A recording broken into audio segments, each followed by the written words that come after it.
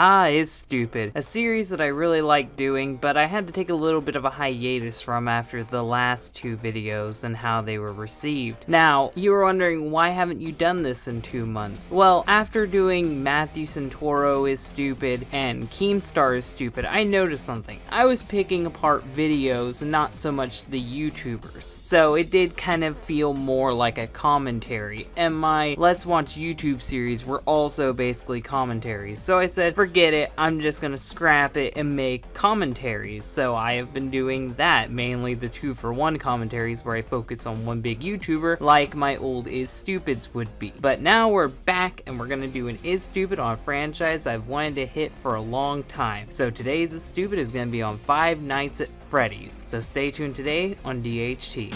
You are stupid. You are stupid. You are stupid. You are stupid. You are stupid. You are stupid. Don't forget, you are stupid. Five Nights at Freddy's, Scott Cawthon's indie horror game that took everybody by storm. Now, when it came to this series, I tried actively avoiding it for the longest time, feeling like it was too overhyped. But once I finally started watching Markiplier's playthrough of it, I liked the franchise. I was really into the first game. It's very simple in concept. You're a night guard trying to survive 5 nights at this pizzeria from hell, and that's just basically it. There was a little bit of lore hidden with the golden Freddy suit, and that was it. You survive 5 nights, these animatronics are trying to kill you, you have a door, there's limited power, check the monitors, and it's just that simple. So when it came to making a sequel, because after it blew up on YouTube, you knew it was gonna get a sequel, what did they do? The exact same fucking thing. Literally, Five Nights at Freddy's 2 added hardly anything new. You get more cameras, basically the same animatronics, but just slightly different looking, and you get this new mask feature where you have to put this mask on to hide from an animatronic. And I always thought it was really stupid that you had to put on a mask to hide from the animatronic. It's like, oh yeah, he's wearing a guard suit, but he has a Freddy Fazbear face. I totally believe this guy is Freddy. It just seemed really dumb to me. And the music box mechanic added in that game was really shallow, and I just thought the second game wasn't too impressive as a sequel. It was just basically the stuff you got with the first game with some more settings, but this time they knew about the lore from the first game, so they popped in a lot more lore in this game. And Matt Pat from Game Theorist was already trying to figure out the lore of the games, and this is where the story just started blowing up. I'm not even going to talk about the story here. The story is a problem all of its own.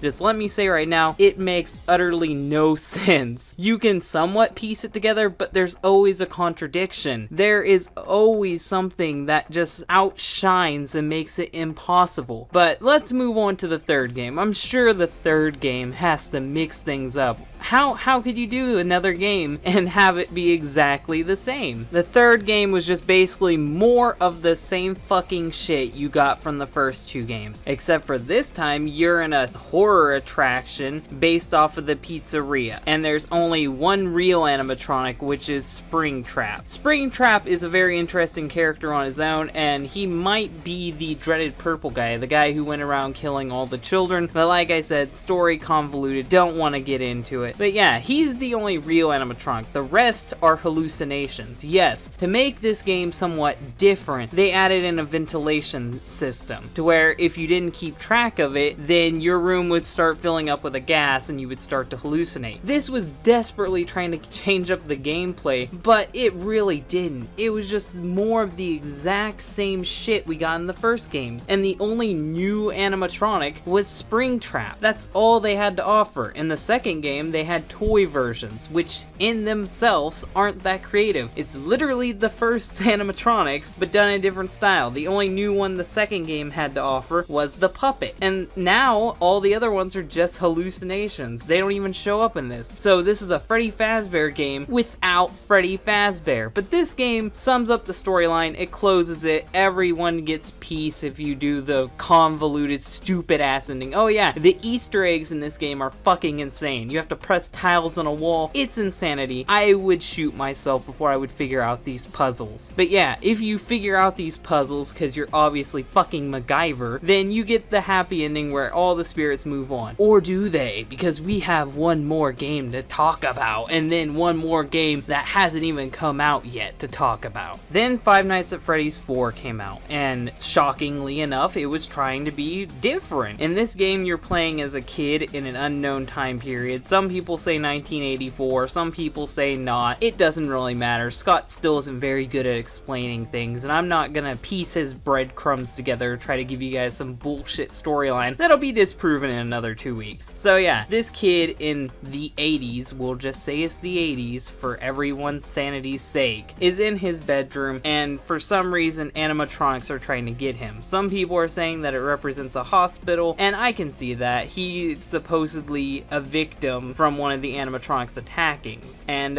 he's in a hospital, so he's basically hallucinating all of this, or it's just a dream. But you play as this kid, and you're trying to fight off these animatronics. Now, they introduced a lot of different mechanics. You could walk around, you could go door to door, you could shine a flashlight to scare away the animatronics. This game tried to be different. It really did. There's this hidden box that makes you wonder what's inside of it, and they had DLC. Yeah, I was shocked Five Nights at Freddy's didn't milk the hell out of DLC beforehand, but the DLC is actually good in this game, and it's free. It's Halloween DLC. They give you all new animatronics that are Halloween themed, and somewhat add on to the story that isn't canon, if Five Nights at Freddy's even has a canon to begin with. So yeah, despite Five Nights at Freddy's 4 being a mid-cool, prequel, whatever you want to call it, it was still a good game, and no one could deny that. It tried a bunch of new features. It was really trying to improve the Five Nights at Freddy's formula. But then Scott decided, I'm gonna do a bunch of crack when I make the next game, and we got Five Nights at Freddy's World. And this has to be what it is. There's no other explanation. You took a horror game where you're stuck in one room trying to get away from animatronics and lock them out of a room, and you decide to make an RPG game on it. How do these things connect at all? And yet again, like I said, not bringing up the storyline at all. You guys can bitch in the comments about the storyline. Not gonna touch on it. That's a whole bag of worms on itself. I would be here for hours explaining the lore of this. But yeah, the game wasn't finished. Scott tried to release it early. It was bad. He refunded it, so he's not a total scumbag, and he gave it away for free when it was done. But no matter what, this game was panned. A lot of people had issues with it. A lot of people didn't like it, and I thought, why the fuck even slap Freddy Fazbear's name on it? There's no fucking point to this, so I don't even want to count it as a Fazbear game, but some people say it connects to the lore, so it's a Fazbear game, and in my opinion, this one is the worst out of all of them. It fucking sucks. It just isn't fun at all. So now, because Scott knows that he just can't do this shit all the fucking time, he has to go back to the gameplay style that made him famous. He can't be making RPG games. No one fucking wants that. So now we're getting the sister location, and the sister location is supposedly canceled right now, but I know it's a fucking hoax. Everyone knows it's a hoax. Even the Five Nights at Freddy's fanbase knows it's a hoax. And what do I think it's gonna be? Hopefully this game is gonna be free roam. I want full 360 free roam. I want to be able to walk around in this great environment. I would actually like it if this was a console release rather than a PC release, but I don't think we're gonna get that. I want this game to be something better than all of the previous Fazbear games. You had promise in Five Nights at Freddy's 4. Now all you have to do is finish that promise. And right now I'm pretty sure it's not gonna be anything too revolutionary.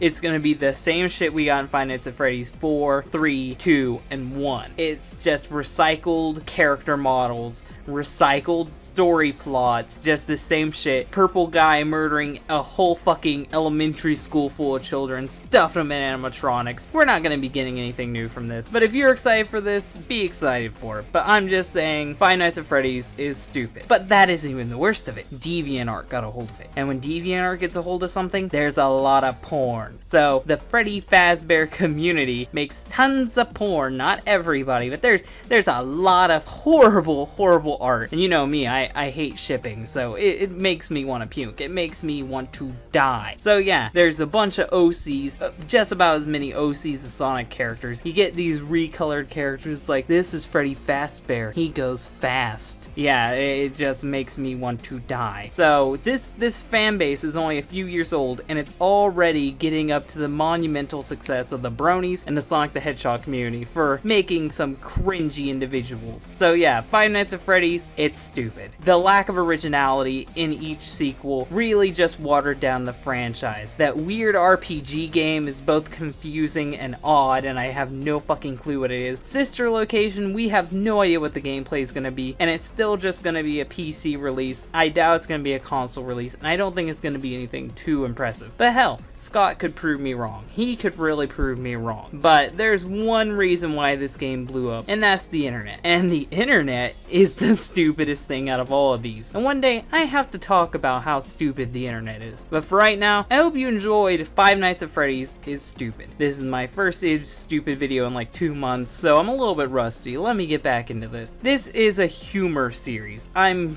joking about this stuff. I don't legitimately hate Freddy Fazbear. I don't legitimately hate this franchise. This is just for parody. It's for fun. So before you get all SJW in the comments section, remember, I'm joking. I'm having fun. But yeah, for you guys who like this video, like it. If you really like it, share it. And if you want to be totally awesome and watch more content like this, then subscribe. I upload twice a week, and now we live stream twice a week too, Wednesdays and Sundays, so stay tuned for that. Sometimes there might be cancellations, most of the time there won't be. If you want to be a producer and get benefits, go to my Patreon. I have tons of exclusive content for you guys. Go check that out. Thank you guys for the view, and bye.